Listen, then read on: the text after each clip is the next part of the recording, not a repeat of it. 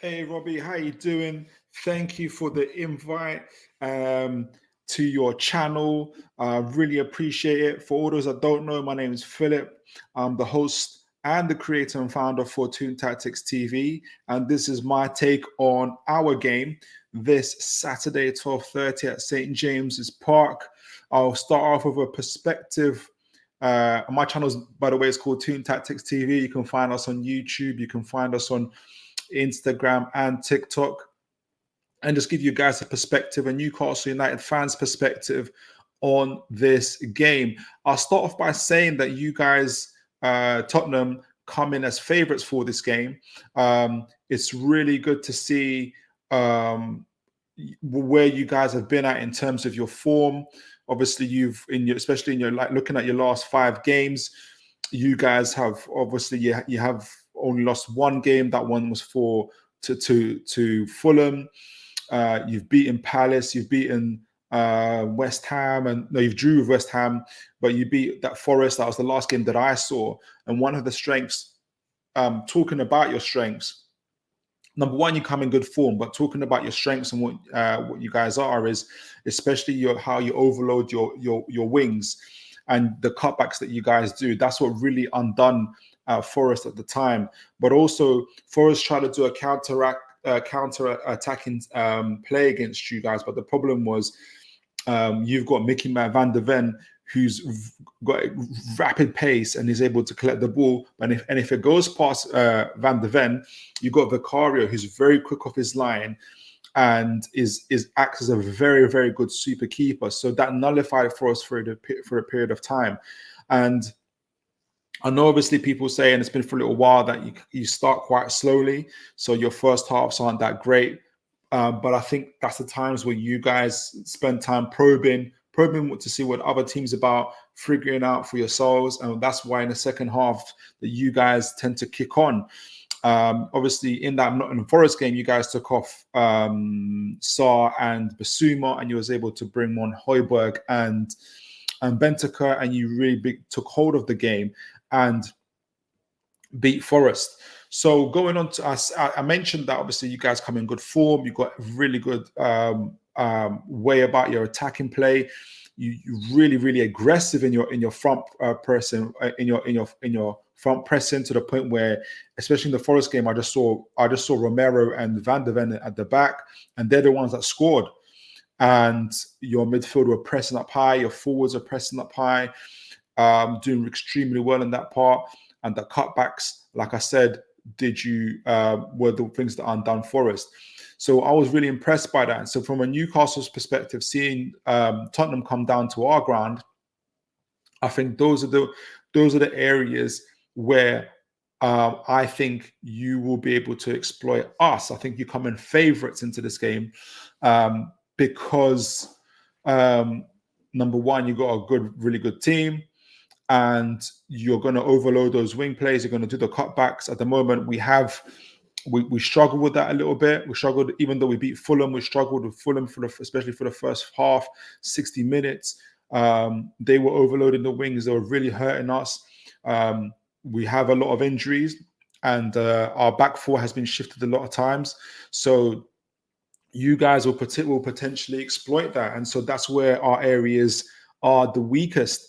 I would assume that, well, I don't know what Eddie Howe will do in terms of how he will approach the game. Is he going to try and fight fire and try to counter press your press and set off through balls through the center to Isak, through Bruno to Isak, from Bruno to Gordon, where actually worked very effectively against Man City in the game that we lost 3-2. And it took Man City to bring on De Bruyne to bring the game back into their favor. So I wonder if we're going to see a similar type of game where we sit back 10, 15 yards to try and nullify your wing play.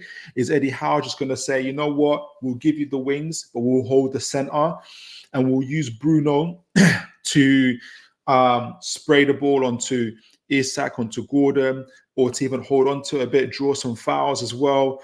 We'll probably see Anderson play on the left side of our midfield next to Bruno. as well, and trying to try to push the ball up, carry the ball up into your half as well, and be a threat that way, going the other way. So I see that as one of the threats coming from our side. Obviously, Isak might also drop into the space and add an extra man in midfield so that we're not overran through the center, and again push you guys to the wings. And by pushing you guys to the wings, if we're successful in terms of our defending, it's going to be very, very difficult. We've got Kraft at right back. We've got Lewis Hall at left back, who, although has potential, he's got a lot to learn in his defensive work. And so Gordon's going to have to help with defensive play. But if we can get a system that's working, if we do that, and we're able to nullify you guys in the wing, get the ball onto Bruno as quickly as possible, or to Elliot Anderson as quick as possible, who then spread the play onto Anderson or Isak and push us right back up the field, that could cause you guys trouble. Funnily enough, both of our teams have both scored 65 goals each this season. So we're both very good at converting our chances, creating chances that way. I think the other main advantage that we have is obviously a home game. For us, we're pretty good at home.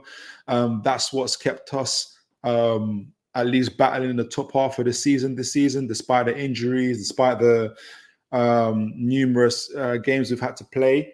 That I think our home record has been pretty good.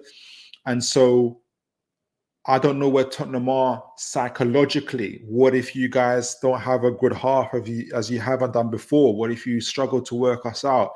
What if you come into the second half 1-0 down, or what happens if in the 70th minute, 75th minute, it's still 0-0? How do you guys respond to that? And our crowd become more and more confident, and you guys run out of ideas? Maybe Maddison isn't quite clicking. Maybe Son isn't quite as effective as he was before.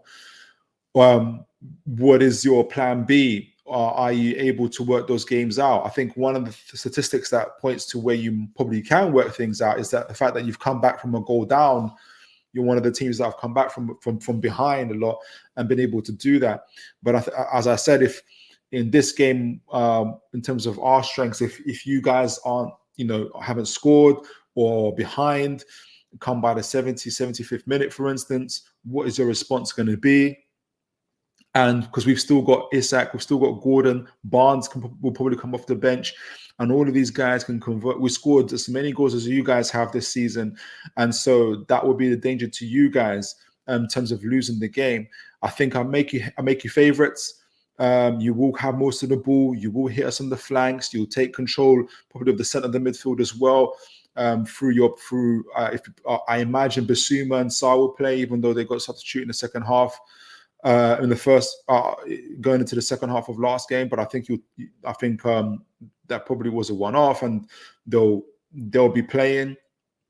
So imagine all of that happening, and you guys flooding us in. But if you don't convert your chances, if for whatever reason you don't come out the races, if the crowd is on top of you, if for whatever reason you're not quite on it, you could risk being punished. So I got you guys as favorite. I hate to predict games against my team. So I'll just say this, that you guys are favorites too, in terms of winning the game, and I'll leave it as that. But otherwise, I'll wrap it up here. I hope that you guys enjoyed this. If you have any more questions or any comments, do let me know. And until next time, Robbie, to yourself and to your chat and to all the Spurs fans and Newcastle fans, take care and God bless.